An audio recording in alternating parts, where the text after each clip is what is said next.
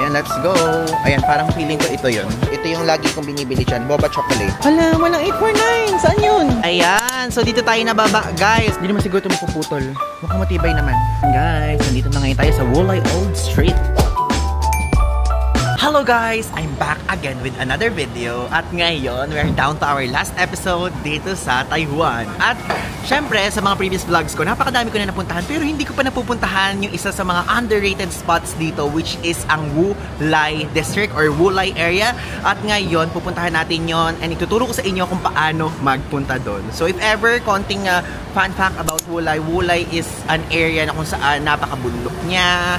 At the same time is meron kayong makikita doon mga suspension bridge and meron kayo doon makikita na mga parang hot spring or onsen as far as I know. Kasi yun yung mga nakikita ko sa TikTok. At ngayon, tara, puntahan natin. Pero bago ang lahat, mag-breakfast na muna tayo. Let's go. Dito sa Seamen. Kasi sa TikTok, mayroon ako nakita. Post siya ng friend ko na si Justine. So, it's all about yung Michelin star na resto daw, yung Tian Tan Li.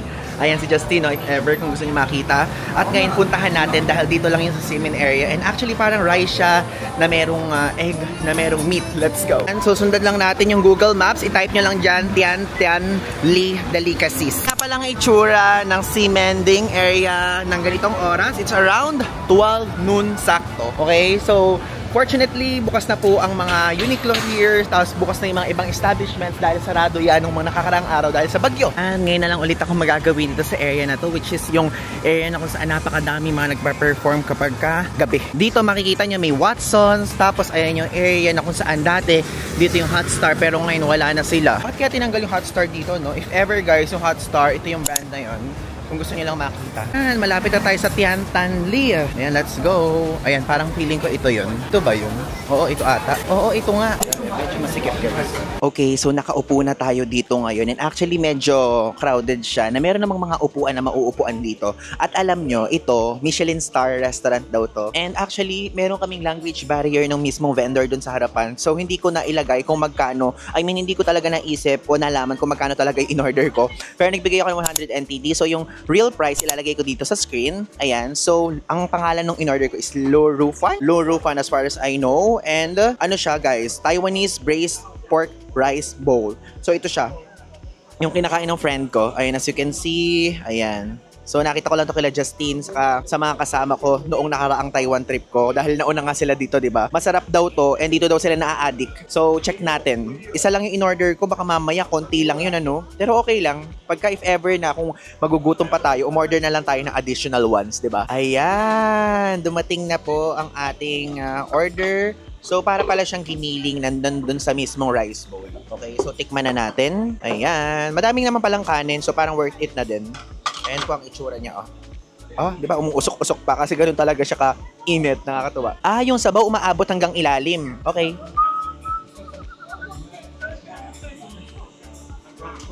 Ay, ang sarap. Ang sarap. Para siyang giniling na medyo ma-oily. Pero, sakto lang. Tapos, maalat-alat ng onte. Masarap. Hindi ko ma-explain kung ano lasa sa Pilipinas. More like parang longganisa na grind, ganon. Though yung longganisa yung nasa loob, grind naman, di ba? Worth it siya. So, yung key ingredients, yung mismo ingredients ito, ilalagay ko dito sa screen para makita nyo. So, hindi ko sure kung nakikita nyo ng tunay, pero ayan po ang itsura. Ayan po, o di ba? Meat siya na may sibuyas, na mayroon parang feeling ko soy sauce, tapos madami yung rice. So, sulit na rin yung price niya. Saka yung location niya, medyo masikip ha. Pero buti na lang may mga upuan pa. Yun nasa tabi ko may mga upuan pa. So, ang punta ko ngayon, 12 noon. So, di ba usually kapag ka 12 noon, ibig sabihin ay fully booked talaga sila o full house, di ba? Pero, fortunately, meron pa tayong upuan. Okay, sige, kainin ulit natin. Ang sarap. Dati dinadaan-daanan ko lang to. Hindi ko alam na ganito pala to. Nalaman ko lang sa mga kaibigan ko. Di ba?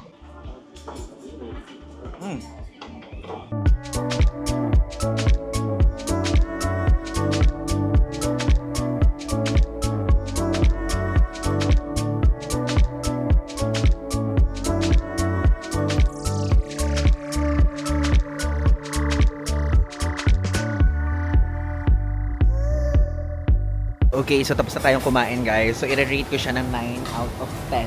Hindi ko alam kung bakit hindi ko siya perfect 10 i-rate. Sa food, okay naman yung food. Sa location, parang feeling ko ang sikip-sikip niya. Pero it's okay.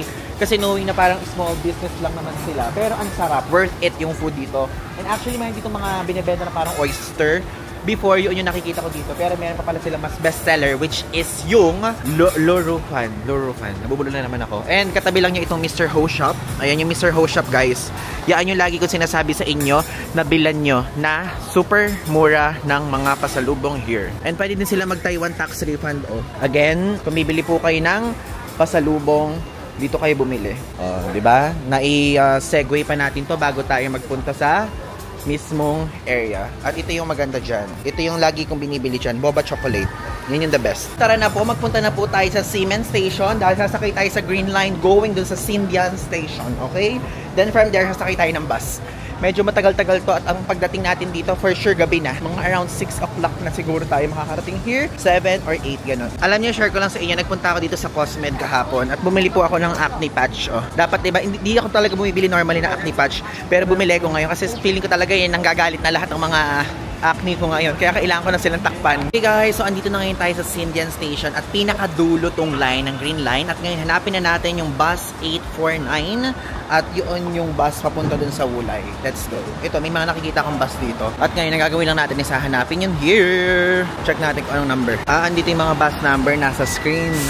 Pero wala akong nakikitang Wulay. Wala tayong nakikita pang bus 849. Hindi kaya dito sa pinakauna. Please, magpakita ka na. Hala, walang 849. Saan yun? Okay guys, so nasa labas pala siya. So ayan, nahanap ko na. Wait lang ha. Ayan, bus 849. Nakikita nyo?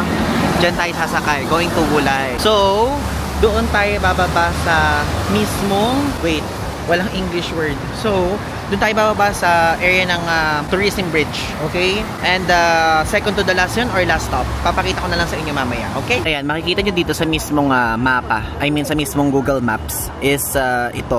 Anong oras? Scheduled in 18 minutes. Nakalagay. Halaga nandito tayo at maghintay na lang tayo, diba? At least we're here. Bus 849, diba? Ay, parang feeling ko tatayo tayo. Ay, hindi. Thank you, Lord. And bus 849. We need to tap muna ang card natin. Finally, nakasakay na tayo. Bago ko pa makalimutan, gusto ko lang sabihin sa inyo, ang pamasahe from there sa Sindian Station going to Wulay is 15 NPP lang. Mura, no? Ayun na, may mga city din pala dito. Parang syudad nila here.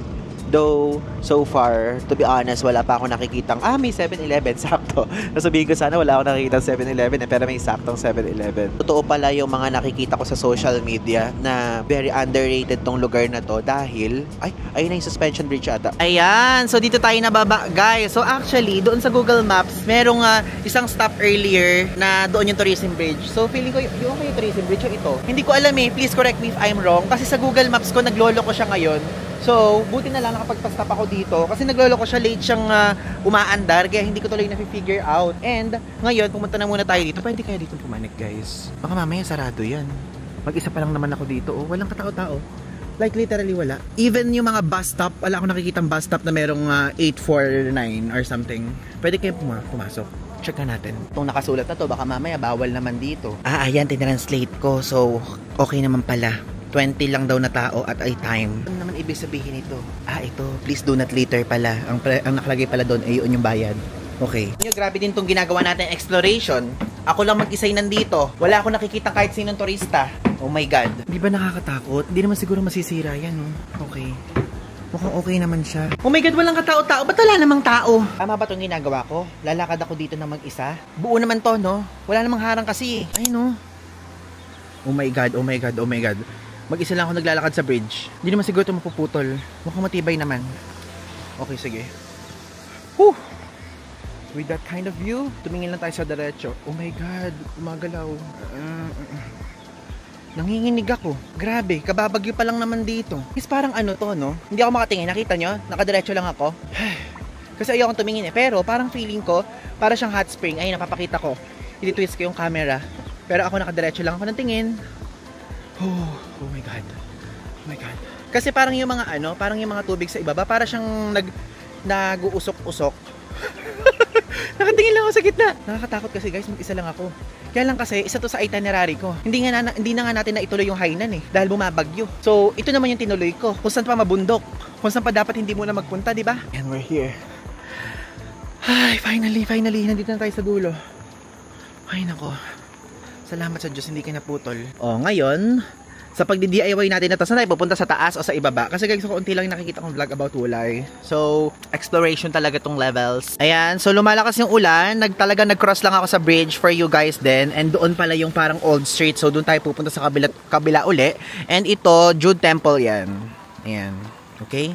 So if ever, ang lakas ng ulan guys, isipin nyo, ito yung nangyari sa akin ngayon. Hawak ko yung payong, hawak ko yung ventilador ko, at hawak ko yung camera, kaya hirap na hirap ako ngayon as a solo traveler. Tara, tumawid na tayo kasi baka lumakas pa yung ulan bigla pa tayong stranded here. Ayun na, cute. Nice! So magko-cross na naman tayo dito sa bridge kasi ito lang yung way. O diba? Mag-isa lang ulit tayo. May nakasalubong tayong Filipinos kanina doon. Kaya lang, nahiya akong magtanong. Pero nakasalubong natin sila, isang buong pamilya sila. Mix of all ages. Ang cute to, may mini falls. Galing. Yung aking mata ay nakatitig sa mga kable. Baka mamaya biglang maputol. Grabe no, yung ating mga mind dahil sa Final Destination na napapanood nung nakaraang panahon, ganun tuloy yung na-i-imagine ko. Hey, narating na natin ang dulo. Guys, nandito na ngayon tayo sa Wulay Old Street. Para ang lakas maka-Jifen area to Tignan nyo Ito ang itsura. Ganda. Very tahimik. Ito yung nakikita ko na libre ang admission fee. Pumasok nga tayo. Papakita ko sa inyo. Sarado ata. Entrance. Ito. Pwede ba? Ayan, pwede. So, nakalabas na ako doon sa mismong museum. So, free admission siya. Tapos, in-explain doon yung history ng Wulay. Pinakikita doon yung mga Wulay waterfalls. Tapos, yung paghahabi o paggawa ng kanilang parang abaka, ganung level. So, free admission lang siya. Pumasok kayo doon if ever. Dagdag puntahin pagka nagpunta kayo dito sa Wulay. So, ayan. As you can see, meron dito mga wine ba yan? Wine ba yan? I don't know kung wine o suka-suka. Ano ba yan? Wala kasing English word. So, dire-diretsahin natin yan. Then, sa bandang dulo, ay meron tayong makikita dyan na kakaiba. Tinatanong nyo kung ano yung kakaiba na sinasabi ko. Bridge ulit. Bridge na kakaiba lang. Ang kulay. Ang cute naman ito. Ang cute naman ng shop na to. Press a penny. May mga ganyang option kayo dito na pwedeng bilhan. Ito yung mga fortune telling. Kaya lang kasi, guys, alam ko hindi nyo ka naiintindihan, pero sana naman maglagay kayo dyan ng English translation, mga Taiwanese people. Sabi po ang punta natin, talagang umuulan. Ano to, kiamoy? Raspberry ata. No, thank you. Binibigyan niya ako ng free taste, kaya lang nahihiya kasi ko Sa Macau lang ako guys, din nahihiya humingi ng free taste, kaya di ako bibili. Kasi talamak doon yun Ganong level. Oh my god, pork chop. Tapos niluluto pa lang. Napakainit yan, kumukulo Makakuha nga ng isa. Diba? Wala akong kasama dito ng turista. Yung mga nasa likod ko, feeling ko local yan. To be honest, feeling ko talaga walang tao din talaga dito kasi yung isip ng tao may bagyo pa Kasi may bagyo po. Ewan ko kung nabanggit ko na sa vlog na to.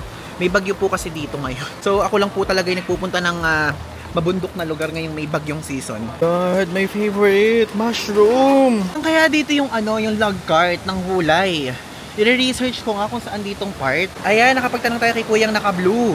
Diba? We are down to our last ganap dito sa Wulay. Which is yon. And yung Wulay waterfalls, hindi ko alam kasi guys, baka dangerous. Talagang tingnan nyo, kung gaano kalakas ang alon ngayon dito. Ayan kikita nyo? Nagraragasa guys. Rumaragasa pala. Alam nyo, malakas ang kutob ko, sarado. Malakas kutob ko, sarado talaga. Punta na tayo sa log cart. Though parang feeling ko sarado talaga siya. Walang tao Sinong matinong tao yung umuulan, napakalamig, pinagpapawisan pa din. Ako po yun. Wala man lang talagang tao. I think sarado talaga guys. Pero sige, panikin pa rin natin. Grabing cardio to Kahit mataas ka, pinapanik kita. All for the experience and vlog. Sabi ko sa'yo, sarado. Ayan yun. Ito na iniintay ko Tapos biglang sarado. Tanong tayo kung sarado o hindi. May nakikita akong tao excuse me, is it closed? Closed? Yeah, closed. Closed. Okay, thank you. Sarado! Oo nga. Oh my god, sayang. Okay, so ngayon, nakaupo lang ko dito. At ito yung mismong pipilahan nyo if ever. So yung price nga pala ng Wulay log cart, ilalagay ko dito sa screen if ever.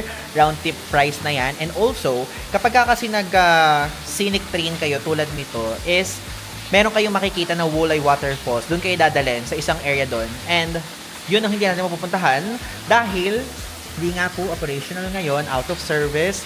And share ko lang sa inyo, ang itsura nga po pala ng Wulay log cart ito. Ilalagay ko dito yung iba't ibang itsura niya. Ayan. Point. So yun ang hindi natin masasakyan. Sabi ko sa sarili ko, kapag pupunta ako dito sa Taiwan, isa ito sa gusto kong balikan, Chai, saka Hainan. So, sa lahat ng mga bucket list ko sa Taiwan, ang hindi ko na lang napupuntahan Hainan, pero feeling ko sa mga susunod na taon ko naman na muna pupuntahan yon. At ngayon, tara na, bumalik na tayo kasi tatawid na naman tayo sa bridge papunta dun sa kabila dahil andun yung bus stop para makabalik na tayo sa city center kasi wala na rin naman tayong gagawin dito. At least na ipakita ko sa inyo yung ganda ng Wulay at yung underrated area na to. Na kung saan pwedeng-pwede yung i-DIY at i-day trip galing mismo sa Taipei, Taiwan. Ayan sana yung itsura ng log cart na sasakyan natin. Yung parang ganyan. Ayan o, ang saya niyan. Tapos ito, may papasukan pala dun. Ay, nako, saya. Wala na tayong other day na pwedeng bumalik dito dahil tomorrow uuwi na tayo ulit sa Pilipinas. Okay, bye-bye, Wulay, log cart. Ay, nako. Wala pa naman akong planong bumalik dito soon. Okay, so ngayon pabalik na tayo doon sa station, sa bus station kung saan tayo ibinaba kanina. Ayan o, papakita ko sa inyo. Kapag ka po pauwi kayo ng Taipei, search nyo lang sa Google Maps is from Wulay to Xindian na station, okay? Then ito yon, ito yung lalabas. So mag-abang tayo kung kailan ang next trip. Naman ang mga bus nakaparada na dyan. Kaya di na tayo matatakot, di ba? Kung may iwan man o hindi. Okay guys, so nakarating na tayo dito ngayon sa Xindian Station and actually, walang katao-tao. Ngayon nakakapag-vlog ako dito sa loob ng tren dahil ito po yung first station, yung pinakadulong station, okay? So if ever kapag magbabas kayo, is yung timetable andito ha. Diyan yung oras na pwede kayo magpunta from there mismo sa Wulay going here sa Xindian bus station, okay? So, tignan nyo kung anong oras yung pinaka-last stop o last ride ng bus para hindi kayo maiwan, okay? Maraming salamat guys. Thank you so much sa pagsama sa akin sa quick Taiwan trip ko featuring Kaohsiung, Chiayi, and Taipei. Thank you guys so much. Follow nyo ko sa aking Instagram account for real-time travel journey updates, okay? Again, this is Ivan Guzman. So, yun lang. Thanks!